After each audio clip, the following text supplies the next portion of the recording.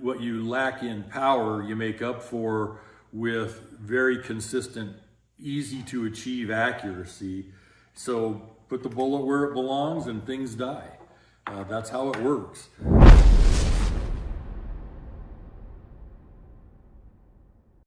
Hi folks, Tim Sundles here. My beautiful wife Kim is filming on her iPhone, and if you hear coughing, sneezing, wheezing, heavy breathing, it's because we're both just coming off of some kind of stupid bug. Usually Kim gets the bug first, and by the time she's better, I get it from her. So it gets strung out. This time we both got the bug at the same time. And you know, I've been getting bugs my whole life. I'm just sick of it. Want to talk about the 243s, the various 243s. And here's my little collection of 243s. I didn't include Kim's in here. Hers is a little Savage 110, little extra lightweight youth model, you know, with the little 20-inch barrel, which I've seen her kill a bear with one shot, offhand, up on a hillside a few years back. The 243s can be incredibly versatile. In fact, I think that they are the most versatile cartridge one can even imagine. I mean, they're great for coyotes. It's the perfect cartridge for wolves. It's just perfect to handle wolf-size animals, and you can hunt deer with them all you want out to 300-400 yards. You can hunt medium-sized black bears with them, and I'll tell a couple stories as we go through the guns about shooting black bears with 243s. So, if we start here, this is the 6mm Remington, which came out before the other two. My 6mm Remington, which is over here, is one of their Varmint Masters, which came with the 1 and 12-inch barrel for shooting really light bullets going fast. If we were going to compare all these velocity-wise, let's say we just chose 100 grain bullets and ran them at or near maximum loads in 22 to 24-inch barrels, every one of these with 100 grain bullets will produce somewhere between 3,000 and 3,200 feet a second.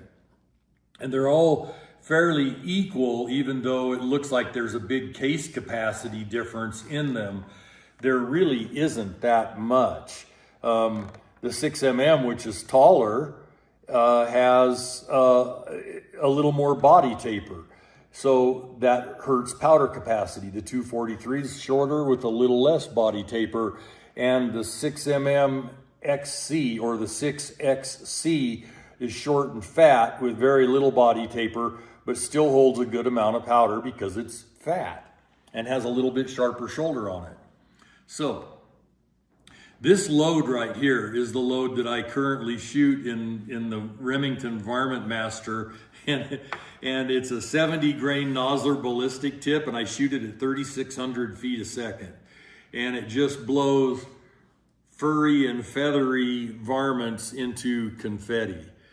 So this is that rifle. And this, again, this is a 40-year-old rifle. I did a lot of this when I was young. It's just a short action 700 Remington with the heavy barrel and the slow rate of twist, the 1 and 12 twist. And, you know, standard now for the 6mm and the 243 is 1 and 10. That's standard. And we'll talk about rates of twist later. But just a heavy rifle with a big old Bosch and Lohm scope on it from back in the days when nothing was matte finished. It was all shiny finished. And I really don't want to change it. So it is what it is. It's hyper accurate. Buffalo Bore makes no 6mm Remington ammo. Now, to give you an idea of how versatile these little 243 diameter bullets are, around here you've got ranching families, and they're generally very conservative on what they spend money on. And one of the guys I used to hunt elk with all the time was born on an Idaho cow ranch and a mink farm back when mink fur was a big deal. And for his 16th birthday, his parents gave him a 6mm Remington. So, okay, you've got your rifle. That's your elk, deer, whatever rifle. I was hunting with him just as he turned 40. He was still hunting elk with that 6mm, killed one every year. If he got them, well under 100 yards, he'd just head shoot them. If they were further out, he would just shoot them through both lungs with a 100-grain Nosler partition bullet and let them run. They never get much more than 100 yards if you take out both lungs. And that was his elk rifle. And then he breaks down and buys a 7mm Remington mag. And he buys some of that Remington 175-grain core-locked ammo. And he goes, now I've got me a real elk rifle. So we go out elk hunting. We get into this big 6-point. And it's standing broadside at about 130, 40 yards. And he shoots it, double lungs it, only the elk turns and starts walking away going uphill. So he double lungs it again. The elk keeps walking uphill. And his 6mm did better than this. And so he hits it a third time with a perfect broadside shot, and the elk stumbles and falters a little, and then he collapses and rolls down the hill. Well, when we skinned out, field dressed the elk, those soft Remington core-locked bullets, and who knows what the muzzle velocity was. These guys don't have chronographs and stuff like that. But those soft bullets had overexpanded, had a huge mushroom on them. None of them made it to the second lung. They took out the first lung, none of them made it to the second lung. If the elk hadn't turned and started walking uphill, had he kept shooting the very same side of the elk would have just kept going. But when the elk turned and started walking uphill, he shot at the other side of the elk and took out the second lung. And that's just, don't use bullets that are too soft. They don't work on big animals where lots of penetration is needed. This rifle is probably my favorite 243. This is a Rifle Zinc with a sped up rate of twist. It's got a 1 1/8 twist on it in the barrel, and it's still lightweight. I wanted a mountain rifle, but I wanted it set up like a 1,000-yard match rifle. So went with a 1 1/8 twist, and I can shoot the 115-grain Berger VLD hunting bullet or the 105 Berger, 105-grain Berger VLD hunting bullet. The best group I ever shot in my life with any rifle at 500 yards is with this rifle. And I sat down at 500 yards on a very calm morning when there was no winds, no nothing, and shot an 1.25 inch group, a 3-shot group with this rifle. And I thought, well, I can't even shoot that good. I mean, I'm not capable of shooting that good, even with the scope, turned up to 14 power and all that. I'm just not that good, especially with a lightweight rifle.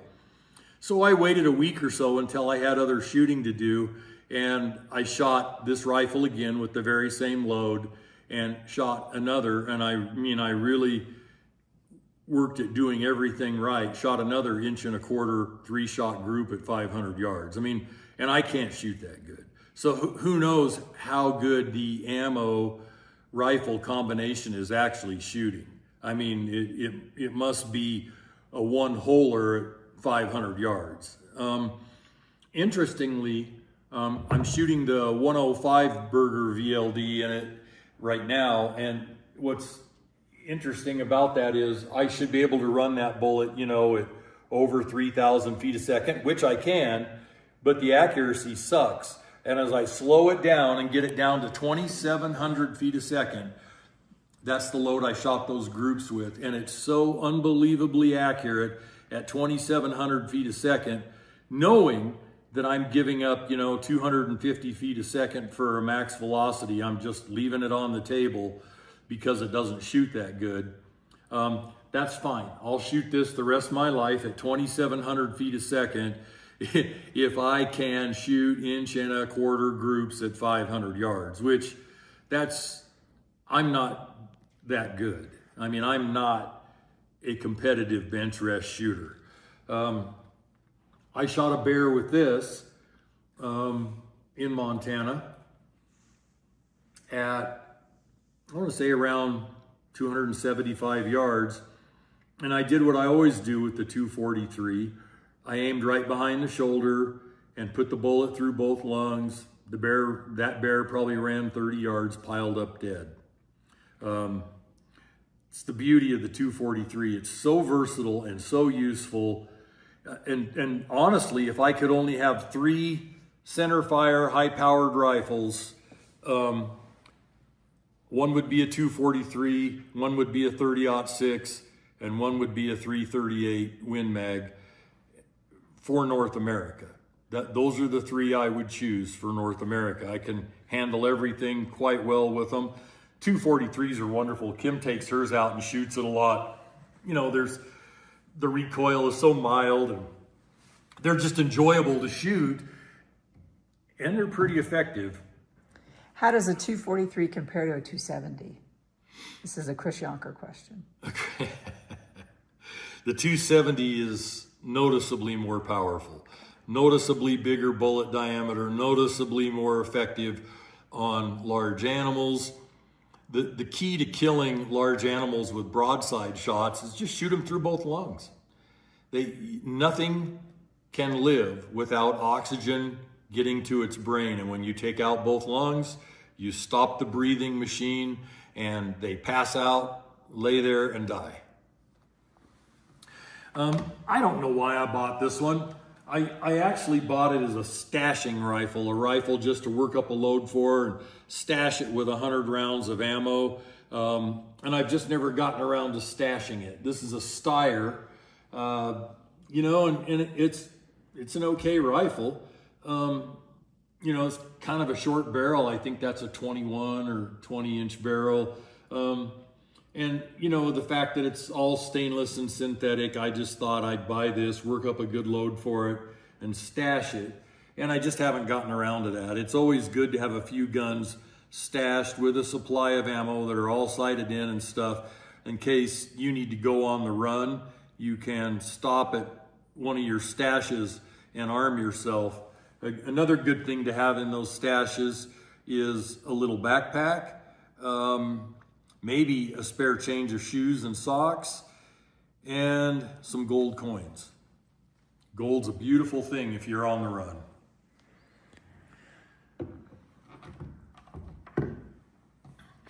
This rifle is a real sleeper. 2 or 3 bankruptcies ago and acquisitions ago, Marlin got into making bolt-action rifles. I had one in a 30-06 and this one in a 243. Things actually shoot. I mean, they're just a push feed. They were not expensive, you know, about the cheapest plastic stock you can get on them. They shoot. They have a reputation for shooting good. So it's just sitting here. It's one of my test guns, as are all of these. And it's really interesting when you switch from, say, a Steyr to a Marlin, then go to a custom-made, custom barrel. I can't remember what, I think that's a Lilja barrel. And then go back over here to a Savage. This is a Savage Model 11, which is essentially a Savage Model 110. Just another short-barreled, small little 243 with air vents in the bottom of the stock to cool the barrel. Definitely a budget gun, and it shoots good. So, you know, you win all the way around with budget guns like that when they work good. And the modern Savage, you know, for like the last 15, 20 years, has a really good reputation for out-of-the-box accuracy. Sometimes I have to tweak them, like the barrel doesn't sit centered in the barrel channel. You got to take it apart and sand out the barrel channel so the barrel's not touching the free-floated barrel, or what should be a free-floating barrel. Now, here's a very, very cool just a very svelte little 243 made by Dennis Olson up in Plains, Montana. I believe Dennis is retired now, but this is a short Mauser action. What a cool little rifle. I mean, it's really small through the wrist. It's really slim in the forearm, and it's got a slightly heavy barrel on it. So it's not a bad rifle if you think you're gonna do a lot of shooting. Like, I love to go on hikes and stop on the rim of a canyon where I can shoot anywhere from 100 to 1,000 meters and just sit there and shoot. And this rifle, you can heat the barrel up on it. I mean, it takes a lot of shooting because that is like a number 3 contour or 4 contour barrel, and you can shoot it and shoot it and shoot it and shoot it without overheating. Really a nicely made little rifle, and it's, even with the heavy barrel, it's portable, slim, not very heavy. Wonderful get out and do it gun. And you know, if people have the right kind of ammo, there's just no reason in the world not to hunt deer with these 243s, you know, out to maybe 400 yards. The beauty of the 243 is they're easy to shoot. They're generally fairly accurate. So punching a deer perfectly behind the shoulder at 400 yards isn't that hard. So what you lack in power, you make up for with very consistent, easy to achieve accuracy. So put the bullet where it belongs and things die. That's how it works. This is a DPMS. Don't ask me why I bought it. I bought it to put thermal on, and then after doing a bunch of night shooting at varmints and stuff, you know, you really don't need something as flat shooting as a 243 for shooting at night with thermal, because thermal scopes, I mean, it's really hard to shoot them out past 200, 250 yards. You're better off putting this on a 308 and getting a lot more punch out of it, because you just don't need, you can't really with thermal shoot them at 400 yards with much accuracy.